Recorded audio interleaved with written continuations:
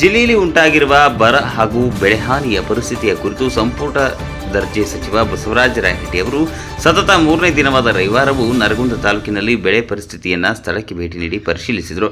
ನರಗುಂದ ತಾಲೂಕಿನ ಚಿಕ್ಕನರಗುಂದ ಸರಹದ್ದಿನ ವಿವಿಧ ರೈತರ ಜಮೀನುಗಳಿಗೆ ಭೇಟಿ ನೀಡಿ ಸಚಿವರು ಹೆಸರು, ಈರುಳ್ಳಿ ಹಾಗೂ ಹತ್ತಿ ಬೆಳೆಗಳ ಸ್ಥಿತಿಗತಿಯನ್ನು ಪರಿಶೀಲಿಸಿದರು. ಮಳೆ ಕೊರತೆಯಿಂದ ಬೆಳೆಗಳ ಮೇಲೆ ಉಂಟಾಗಿರುವ ದುಷ್ಟಪರಿಣಾಮದ ಕುರಿತು ಅಧಿಕಾರಿಗಳು ಹಾಗೂ ರೈತರಿಂದ ಮಾಹಿತಿ ಪಡೆದುಕೊಂಡರು. ಈ ಸಂದರ್ಭದಲ್ಲಿ ಸ್ಥಳೀಯ ರೈತ ಮುಖಂಡರೊಂದಿಗೆ ಸಂವಾದವನ್ನು ನಡೆಸಿದ ಸಚಿವ ಬಸವರಾಜ ರಾಯರೆಡ್ಡಿ ಅವರು ಮುಂದೆ ಬರುವ ಬರದಿಂದ ರೈತರು ಎದುರಿಸುತ್ತಿರುವ ಸಮಸ್ಯೆಗಳು, ಬೆಳೆ ಹಾನಿಯ ಪ್ರಮಾಣ ಹಾಗೂ ಮುಂದಿನ ದಿನಗಳಲ್ಲಿ ಕೈಗೊಳ್ಳಬೇಕಾದ ಕ್ರಮಗಳ ಕುರಿತು ಸ್ಪಷ್ಟ ಮಾಹಿತಿಯನ್ನು ಪಡೆದರು. ರೈತರ ಸಂಕಷ್ಟಕ್ಕೆ ಸ್ಪಂದಿಸುವ ನಿಟ್ಟಿನಲ್ಲಿ ಸರ್ಕಾರ ಮಟ್ಟದಲ್ಲಿ ಅಗತ್ಯ ಕ್ರಮಗಳನ್ನು ಕೈಗೊಳ್ಳುವುದಾಗುವುದು ಎಂದು ಭರವಸೆಯನ್ನು ನೀಡಿದರು.